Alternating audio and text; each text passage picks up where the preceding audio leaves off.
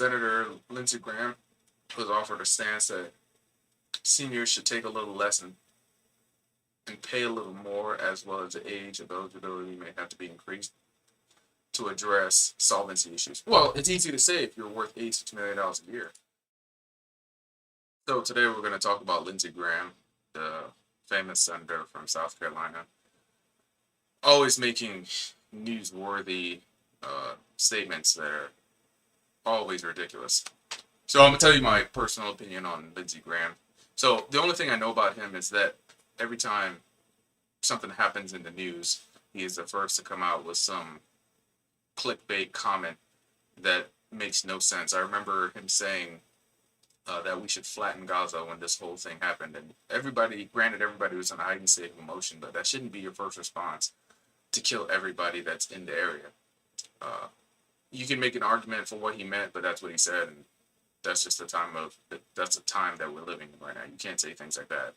Shortly after that, maybe a couple of months, he said that we should bomb iRaN because they are funding the terrorist organizations that are in the area.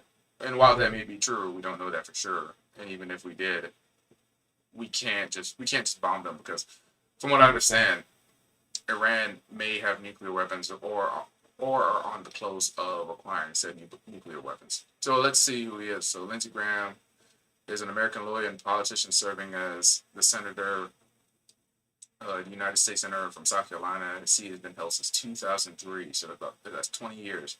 A member of the Republican Party, Graham chaired the Senate Committee on the Judiciary from 2019 to 2021. So he's a Republican senator from South Carolina. So, like I said, he's made a bunch of inflammatory quotes about bombing, and regardless of your feeling, that should never be the first response to a tragedy that happens. You can't just indiscriminately bomb a group of people, because from what I understand is that all of the people in Gaza, I think 50% of the people are under the age of 30. So let's double check that.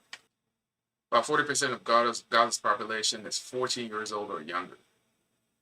And the territory's median age was just 18 in 2020, making Gaza home of one of the world's 20 youngest population, based on figures from the CIA's World Fact Book. Half of Gaza's population is under 18 here. What does that mean for the conflict? So we know what it means for the conflict, right? If Israel moves in, kill a bunch of people, then you're just going to radicalize a bunch of people that's coming into adulthood. I think it was on Dave Smith's podcast. He talks about there was a general that spoke about creating terrorists. So if you have 10 terrorists and you kill one of them, how many terrorists do you now have? He famously said 20, because you kill one, you just radicalize a bunch of people, and it's true. I can't say what I would do in that situation, but if I am a 16-year-old and my uncle or older brother gets killed by a group of people that I've been told is my enemy my whole life, then it's quite easy for me to become radical as well, especially if I get tangled up with the wrong group of people. But anyway, back to Lindsey Graham. So how much does Lindsey Graham make? Graham's salary. Let's see what the salary is. So it says the salary is $174,000 a year. Senator Lindsey Graham was offered a stance that seniors should take a little less and pay a little more, as well as the age of eligibility may have to be increased to address solvency issues. Well, it's easy to say if you're worth $86 million a year. I think last I checked, his net worth is $86 million a year. Or, not a year, $86 million total. Yeah, so $86 million. So his net worth is $86 million.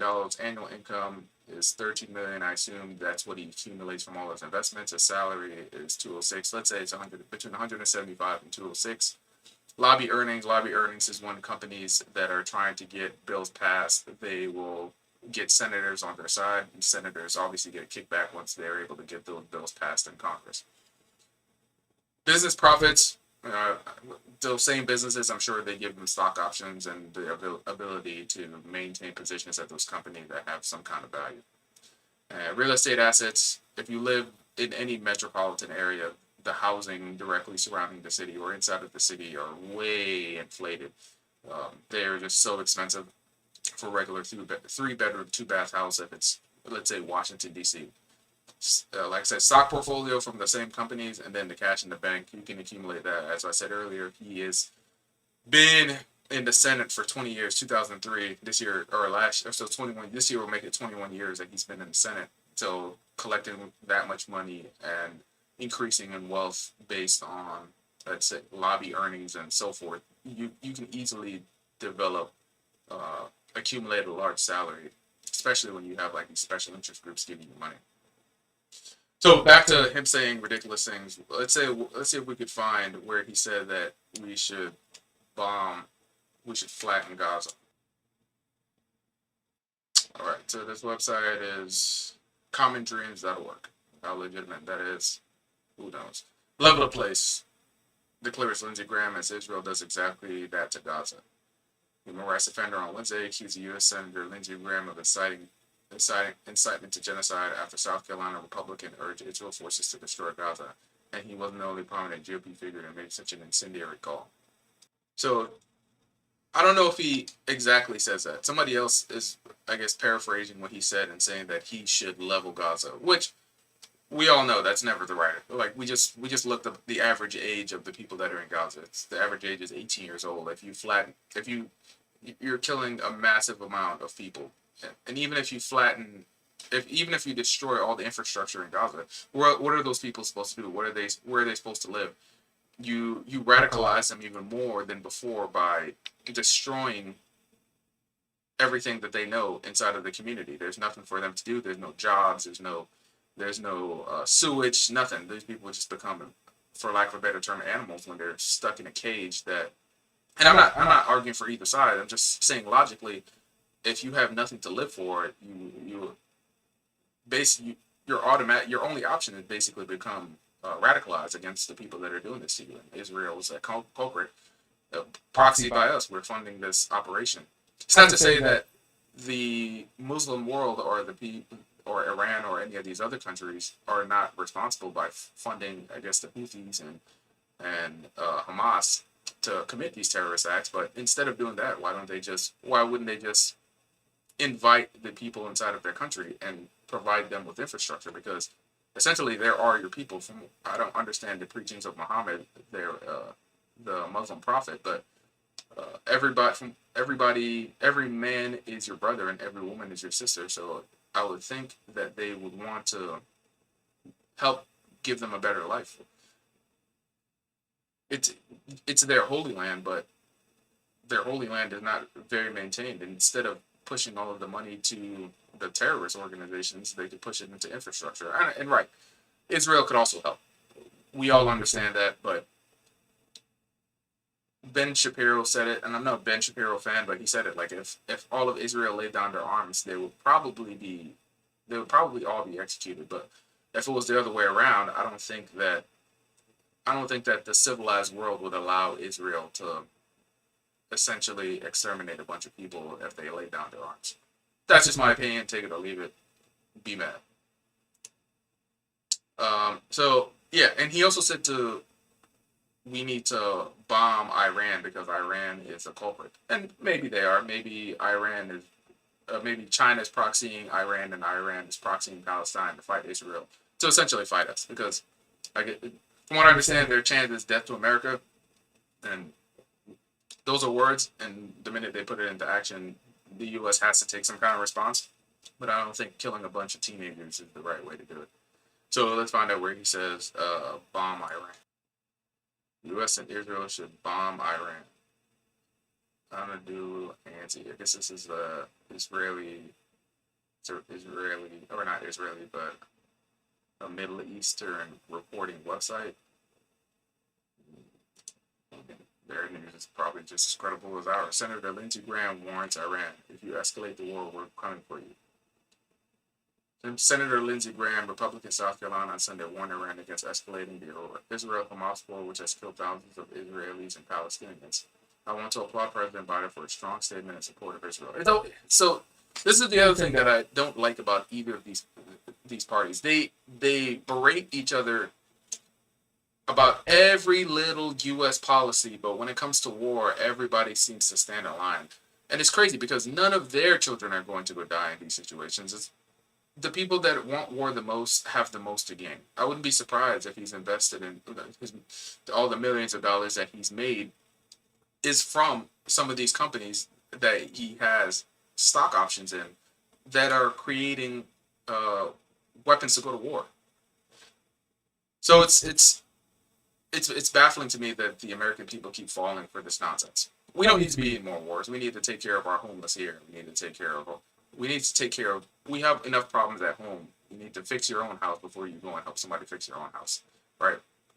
Here's my message: is if Hezbollah, which is proxy of Iran, launches a massive attack on Israel, I would consider that a threat to the state of Israel's existential in nature. Sure, right, sure. So you can't bomb Iran. That's crazy. You bomb Iran, then you throw us into another giant war in an area that we shouldn't even be in the first place. Let's see if Iran has nuclear weapons. All right, let's see if they're current. 2023 U.S. Intelligence Community Annual Threat Assessment observes that Iran is not currently undertaking the key nuclear weapons development activities that would be necessary to produce a testable nuclear device. Sure. Nuclear Threat Initiative. See what this is about. But they is faced with the accusations of nuclear weapons pursued in violation of the NPT commitments. Iran concluded in 2015 agreement, the JCPOA, to restrict the nuclear weapons program. However, in the 2018 U.S. withdrawal from the deal, subsequent Iranian violations cast doubt on the deal's future. Their chant is death to America. They're probably not going to report accurate information about their nuclear weapons program, right? It's a deterrent tactic to keep us from basically encroaching on them any further. Let's see if there's any definitive information on their nuclear weapons program. Let's see. Iran is not known for possession of weapons of mass destruction. Yeah, this weapons of mass destruction thing doesn't ever die. Now, signed treaties repudiating the possession of weapons of mass destruction, including the Biological Weapons Convention and the Chemical Weapons Convention and the Non-Proliferation Treaty. So whether they have nuclear weapons or not, they sure seem to be pursuing it, right? This, I'll also say, senators like Lindsey Graham that just throw out these inflammatory statements need to be checked. You can't say things like that and expect no response, right? It's only a matter of time before these countries eventually develop nuclear capabilities. And that's a world that I don't want to live in, because nuclear winter, if you know what radiation does to your body, that's not something, you're just going to die a slow, painful death. And none of these people are sending their children to go die. But eventually, enough of this rhetoric will lead to all of us dying in the end anyway. So I think we should pump the brakes on trying to go to war with all these countries. And the overall bOmB theme that we have going on. But that's all I got for today. I'll catch you on the next time.